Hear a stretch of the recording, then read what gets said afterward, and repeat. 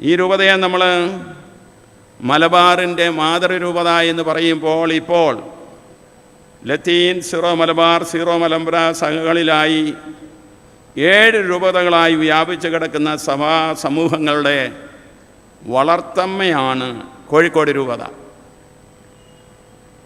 കഴിഞ്ഞ നൂറ്റാണ്ടിൻ്റെ ആദ്യ ശതകങ്ങളിൽ കൊച്ചി, തിരുവിതാംകൂർ എന്നീ രാജ്യങ്ങളിൽ നിന്ന് മലബാറിൻ്റെ പുത്തൻ മണ്ണിൽ ഉപജീവനത്തിനും അതിജീവനത്തിനും വേണ്ടി കാലുയർത്തിയ കുടിയേറ്റ ജനതയ്ക്ക് ആത്മീയ ആവശ്യങ്ങൾ നിറവേറ്റിക്കൊടുക്കാൻ ത്യാഗോജ്വലമായ മാതൃസ്നേഹത്തോടെ കോഴിക്കോട് രൂപത ഉണ്ടായിരുന്നു.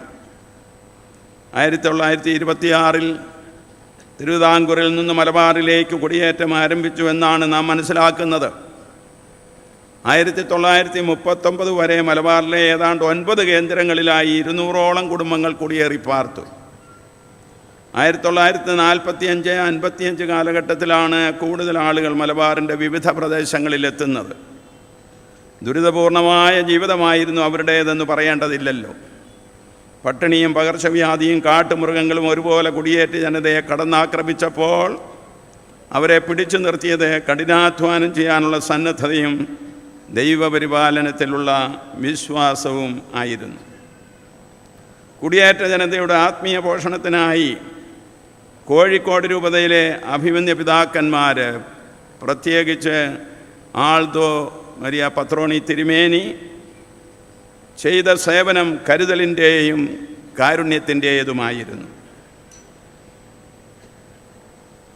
കോഴിക്കോട് രൂപയുടെ അധ്യക്ഷനായ 1948 സ്ഥാനമേറ്റ പിതാവ് കുടിയേറ്റ ജനതയോട് കാണിച്ച പരിഗണനയും കരുതലുമാണ് മലബാറിലെ സീറോ മലബാർ രൂപതകളുടെ രൂപീകരണത്തിന് കാരണമായത്. അഭിമന്യ പത്രോണി പിതാവിൻ്റെ കൂടെ പരിശ്രമ ഫലമായിട്ടാണ് 1950 ഏകദേശം 70,000-ലധികം സുറിയാനി കത്തോലിക്കർ മലബാറിൻ്റെ വിവിധ പ്രദേശങ്ങളിൽ ഉണ്ടെന്ന് സഭാ നേതൃത്വത്തെ അറിയിക്കുന്നതും 1953 പൗരസ്ത്യ സഭകൾക്കായുള്ള കാര്യാലയത്തിൻ്റെ പ്രീഫെക്ട് കർദിനാൾ യൂജീൻ തിസറാങ് റോമിൽ നിന്ന് മലബാറിൽ എത്തുന്നതും കുടിയേറ്റക്കാരുടെ ജീവിത സാഹചര്യങ്ങൾ മനസ്സിലാക്കുന്നതും. അതിൻ്റെ ഫലമായാണ് മലബാറിലെ സുറിയാനി കത്തോലിക്കർക്കായി പരിശുദ്ധ പിതാവ് 12-ാം പീയൂസ് മാർപ്പാപ്പ തലശ്ശേരി രൂപത സ്ഥാപിച്ചതും അഭിമന്യ സെബാസ്റ്റ്യൻ വള്ളോപ്പള്ളി പിതാവ് മലബാറിൻ്റെ അജപാലന രംഗത്തേക്ക് കടന്നു വന്നതും. തലശ്ശേരി രൂപത ഇന്ന് അതിരൂപതയാണ്. മാനന്തവാടി, താമരശ്ശേരി, വെൽത്തങ്കടി, ഭദ്രാവതി, മാണ്ഡ്യ എന്നീ രൂപതകൾ പിന്നീട് സ്ഥാപിതമായി. സീറോ മലങ്കര സഭയുടെ ബത്തേരി രൂപത 1978 രൂപീകരിക്കപ്പെട്ടു.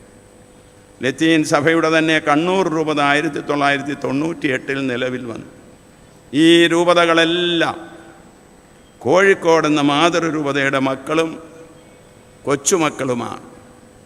ഇതാണ് കോഴിക്കോട് രൂപതയുടെ ചരിത്ര പ്രാധാന്യം.